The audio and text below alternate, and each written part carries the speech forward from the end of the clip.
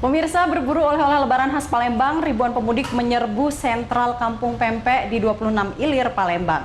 Bahkan tingginya animo masyarakat membawa oleh-oleh Lebaran, sebagian pembeli banyak kecewa karena pempek ludes terjual.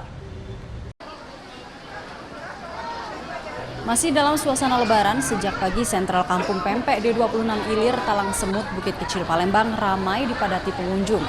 Pengunjung dinominasi masyarakat yang berasal dari dalam dan luar kota Palembang.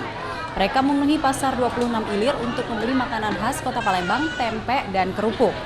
Harga yang murah meriah dan pas di kantong hanya kisaran Rp1.000 per satuannya, membuat tingginya animo masyarakat datang dan memesan oleh-oleh di sejumlah toko makanan khas Palembang ini untuk dibawa pulang sebagai buah tangan. Bahkan sejumlah pembeli mengaku kecewa ketika datang di waktu siang. Pempek sudah ludes terjual, diburu pembeli. Untuk membeli oleh-oleh. Apa yang kita beli, Pak? Macam-macam, pempek, ada kerupuk, pokoknya makanan khas Palembang.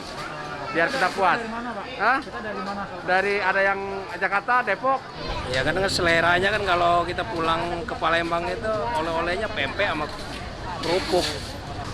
Membeludaknya pembeli oleh-oleh khas Palembang ini membawa keberkahan tersendiri bagi pedagang pempek Palembang setelah 2 tahun dilanda pandemi. Mereka berharap dengan dilonggarkannya pembatasan mobilitas, perekonomian dapat kembali bangkit. Singkonya tak ngomong lagi. Alhamdulillah tahun ini. Tahun ini rame ya? Alhamdulillah. Rata-rata nih yang beli dari mana yuk datang? Apa dari Palembang dulu atau luar kota yuk? Ada yang dari Palembang, ada yang dari luar kota.